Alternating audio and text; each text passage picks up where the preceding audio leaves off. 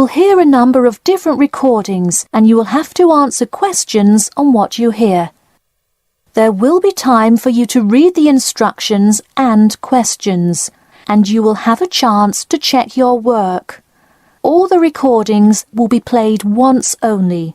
The test is in 4 sections. At the end of the test, you will be given 10 minutes to transfer your answers to an answer sheet. Now turn to Section 1. Section 1. You will hear a telephone conversation between a travel company employee and a customer. First, you have some time to look at questions 1 to 5.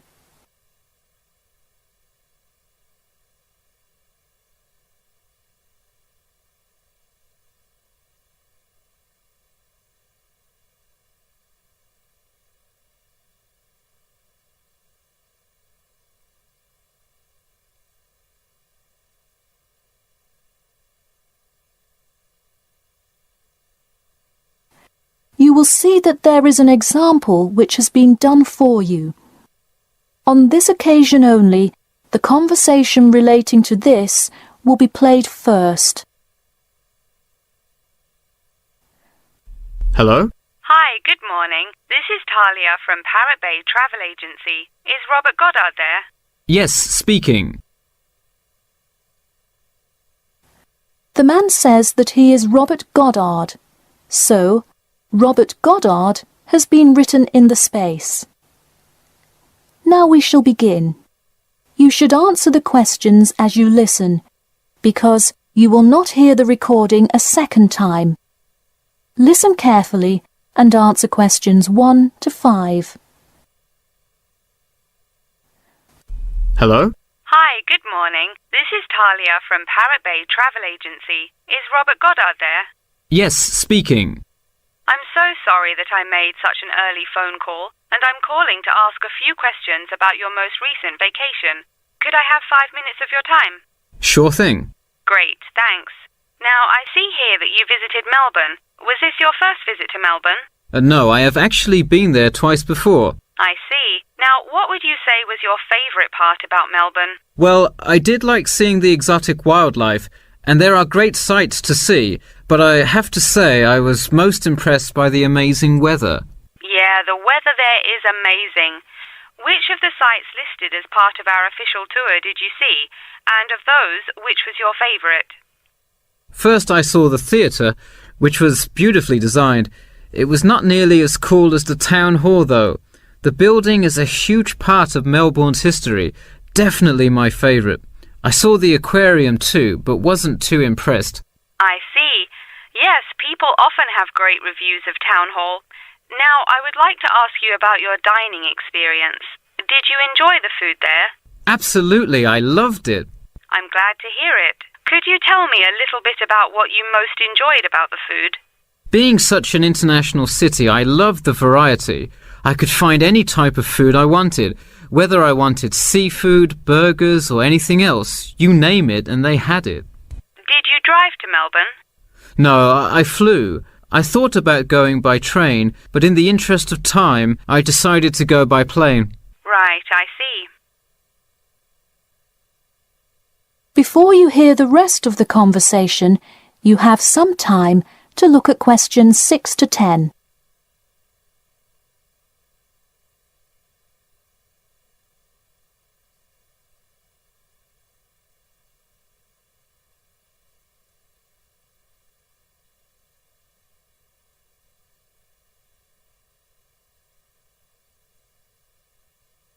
Now listen and answer questions 6 to 10. And would you mind telling me whether you are under 20, between the ages of 20 and 40, or older than 40? It would be nice if I was still under 20. My vacation probably would have been quite different. Actually, though, I just turned 41 last week. Oh, happy birthday! So, did you treat yourself and fly first class? No way. I would love to have a budget that high. I'm more in the mid-range income level. I wasn't always, though. I spent much of my life in a low-income household. I see. That answers my next question then of income level. And what was the purpose of this visit? I had to go there on business a lot before and decided I would go there for tourism this time. I see. And what is your occupation? I am mainly a computer programmer. I also write for a travel magazine on the side, which is why I visited Melbourne before, but it's not my main source of income. I see. Wow, it sounds like you work a lot. Yes, I am very busy, which is exactly why I took a nice week-long vacation to Melbourne. I completely agree. Would you care to comment on your accommodation? My hotel was a good value. Staying in the city can get really expensive, so it was nice to find such a good price for the location and quality.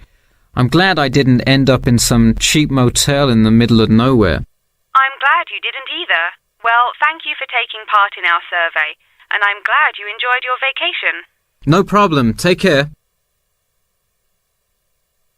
That is the end of section 1. You now have half a minute to check your answers.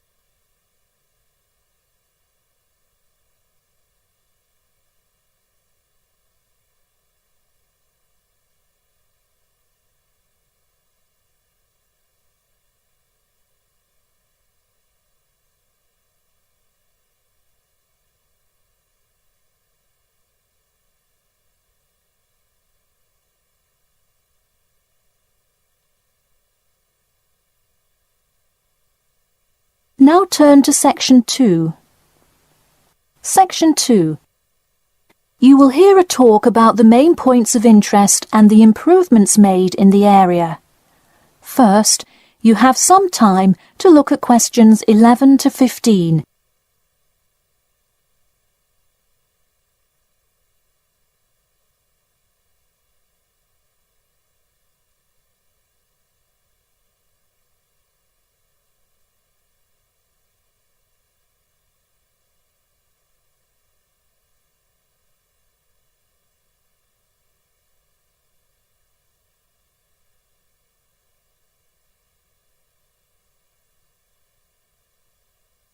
Now listen carefully and answer questions 11 to 15. Thank you all for coming to our community meeting. As you know, we're excited to unveil our improvement plan as we look forward to the influx of tourists in the summer months. I'll start with a quick overview of the main points of interest in the area for anyone who may not quite know his or her way around yet, and then I'll get to the improvements made. First off is my favourite, the Science Museum, which is on the corner of St George Road. If you have not visited yet, I encourage you to go before the busy season. It is absolutely spectacular. There is even a flight simulator you can try out. Just west of the Science Museum is the National History Museum. It's a sight not to be missed as well, with each floor devoted to a different era in our nation's history. There are special exhibits for children with interactive games and fun history lessons too. If you're looking for parking, it is available on the intersection of Queen Street and South King Street in the car park. Standard hourly and daily rates do apply.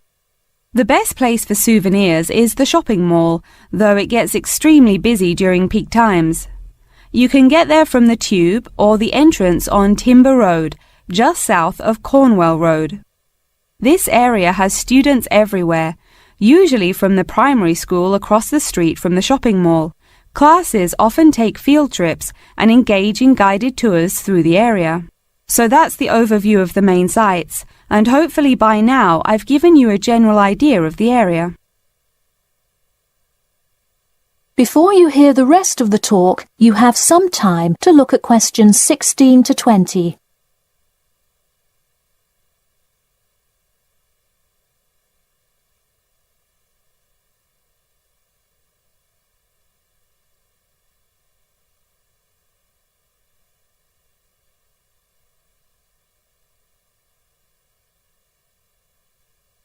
Now listen and answer questions 16 to 20. Now I'm going to outline the improvements we have made in our efforts to make the experience even better for each and every one of our visitors. You probably noticed when you first drove into the car park this morning that there is now additional signage to help avoid confusion.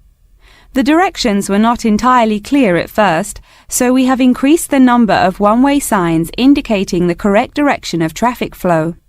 Not far from there, in line with our mission of giving back to the community, we constructed a brand new playground for the primary school. It is really something to be excited for. The equipment is state-of-the-art and includes swings, a small climbing wall, and even an obstacle course. Now we'll head north and take a look at the Science Museum. In response to our feedback from past visitors to the museum, there is now free information available outlining not only upcoming IMAX showings, but also natural wonders like meteor showers, eclipses, and other cool natural events. The Science Museum isn't the only museum improving the experience of its visitors. The National History Museum has added an entire new wing to its facility to accommodate the large crowds of people gathering to see the Civil War exhibit, Inventions Timeline exhibit, and other wonderful sections of the museum. The increase in space will definitely give a more calm, comfortable experience for visitors. And finally, remember when there was actually a line at the mall entrance from the tube station? It was terrible trying to get anywhere from the tube because foot traffic got so backed up sometimes. We have addressed that by adding another entry point into the mall from the other end of the platform to disperse the crowd. So those are the major improvements we have made. Clearly, having too many people that want to visit and enjoy what our community has to offer the public is a good problem to have, and I am confident that we have made the changes necessary to accommodate the growing interest in the area. As always, we welcome any questions, comments, or concerns about the new improvement plan. In a few minutes, I will open up the floor for questions, but you can also contact me or any other board member by email or through the city website. Thank you for coming, and I now encourage you to stay for the questions and answers panel occurring between now and 10:30. That is the end of section 2. You now have half a minute to check your answers.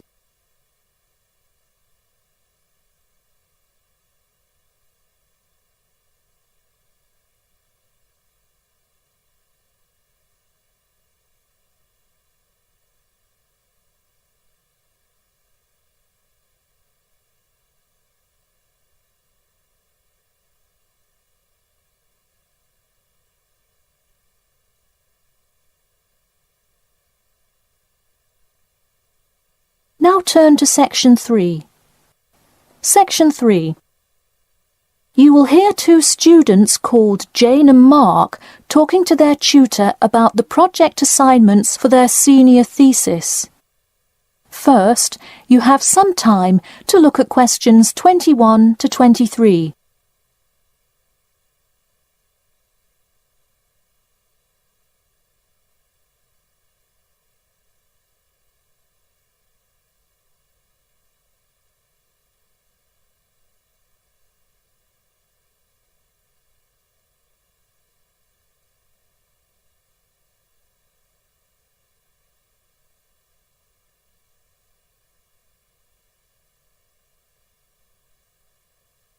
Now listen carefully and answer questions 21 to 23.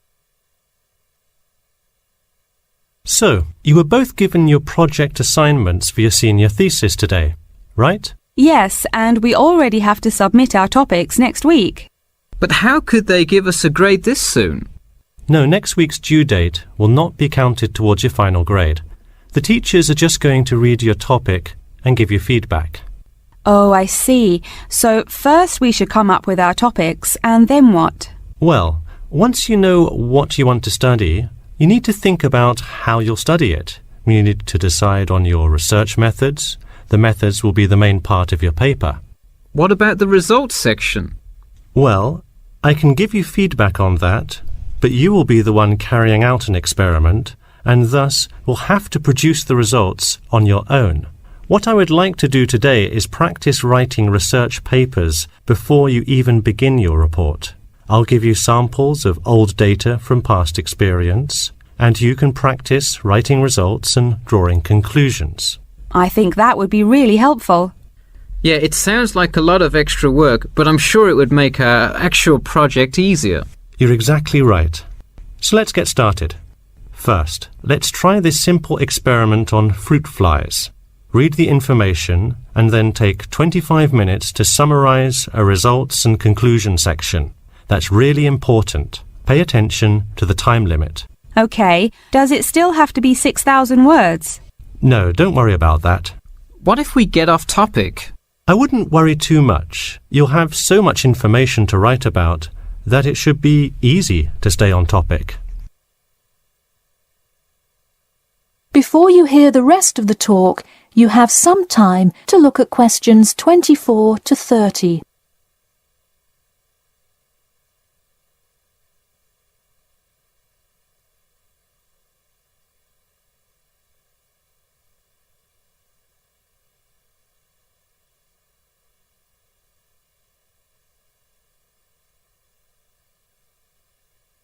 Now listen carefully and answer questions 24 to 30.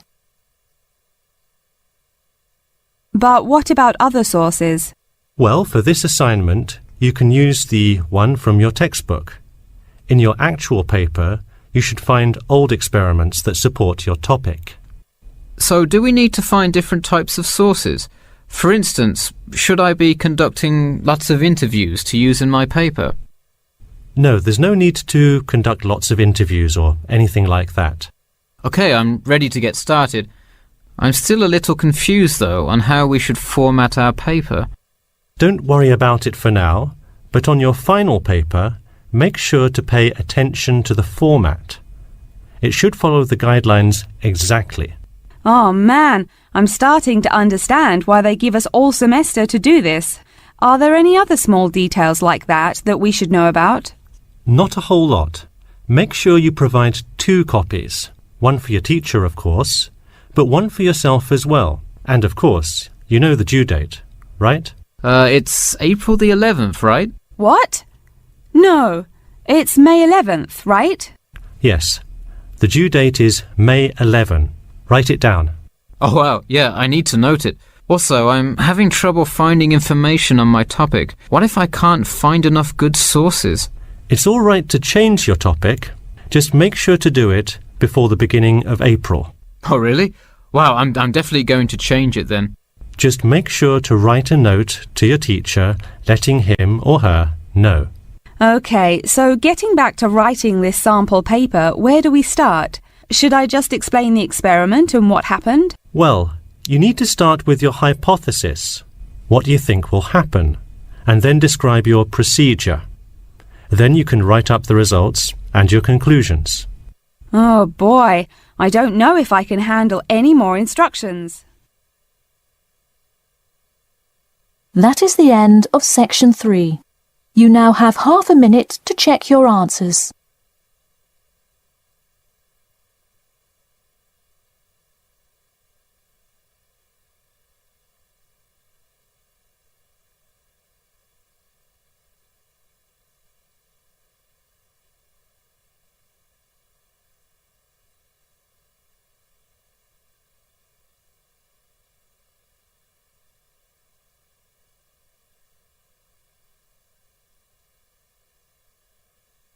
Now turn to section 4. Section 4. You will hear part of a lecture about factors you should consider when creating advertising materials and the effects they can have on your product sales. First, you have some time to look at questions 31 to 40.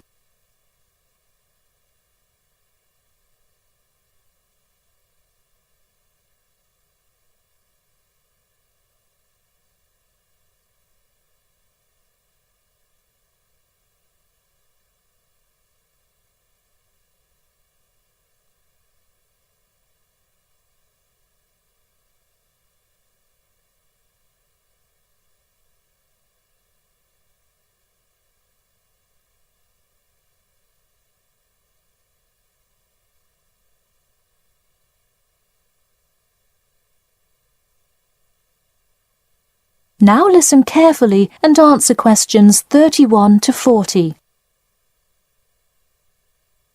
Hello class, and welcome back to Marketing Strategies. This week I will expand upon last week's lecture by talking about factors you should consider when creating advertising materials and the effects they can have on your product sales. Lesson 1.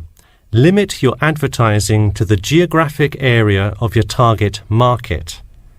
Though you may have a product that people want in a large area, the distance that customers are willing to travel is a significant factor in their choice of where to purchase that product. Take this example. If you're really hungry and decide you want a burrito, would you choose the restaurant that is a block from your apartment, or the one that is just as good, or even slightly better, across town? Of course, you'd pick the closer restaurant. Next, there's the method of communication to your target market. How do you decide among radio ads, TV commercials, flyers, or even word of mouth? While we often think of the visual presentation of ads, there's much more to advertising than the look. Studies show that consumers are much more likely to remember advertising slogans if there's also a sound played. Did you know that your sense of smell is closely linked with memory? Think about Mandy's candy store up the road. Every time you walk past it, you can just smell the chocolate, right? I bet you can almost smell it now. Just mentioning the name brings about the smell memory and, in turn, a chocolate craving. What better way to sell chocolate bars? Obviously, sometimes appealing to the senses isn't the most practical way to advertise. For example, it's a good idea to come up with a marketing strategy that adapts to the product, especially digital products. The flexibility of this kind of products is extremely important, so it's very common for advertisers to form one single layout for all of their ads, the visual, the medium, even the majority of the content, and simply update the ad each time they come out with a new version. Remember, advertising is all about stirring up the right feeling in your potential customers, whether by stimulating the senses, appealing to the intellect, and so on. Once the customer experiences the ad, the important thing is his or her reaction. Someone could love the ad you made, but unless he or she considers buying the product, you've failed to get the reaction you were looking for.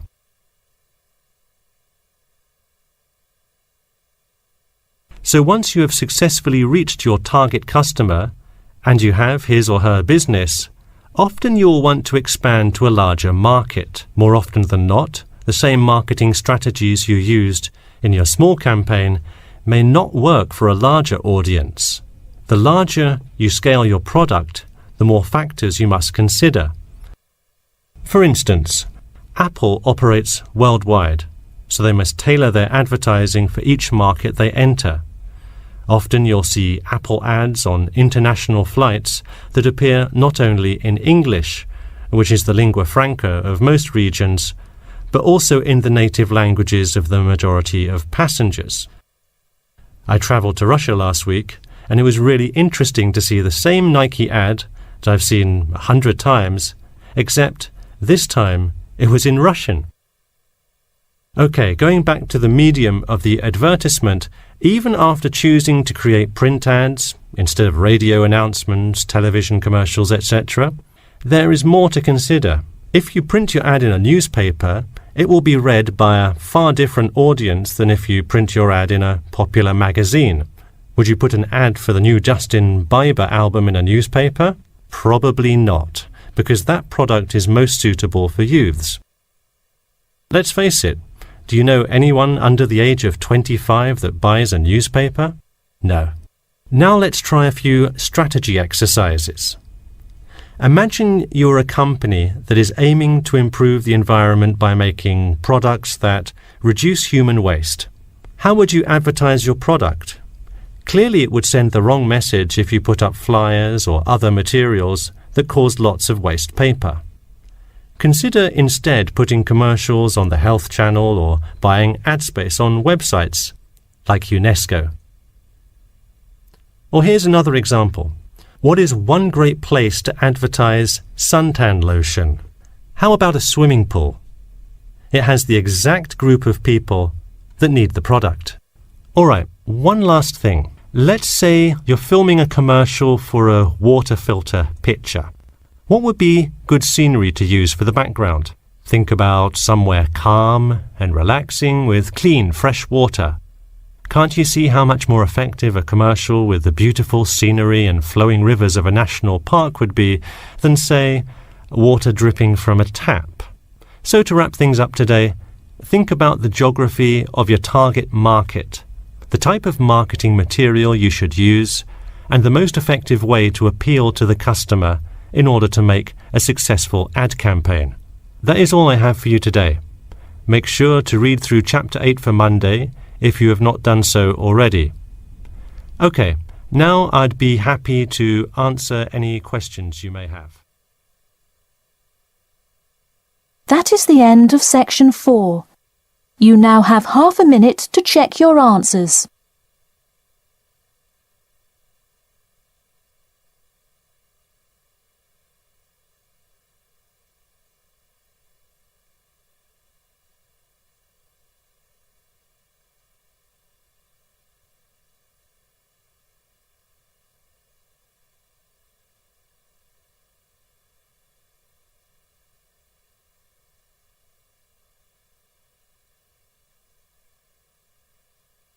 That is the end of the listening test. In the Ielts test, you will now have 10 minutes to transfer your answers to an answer sheet.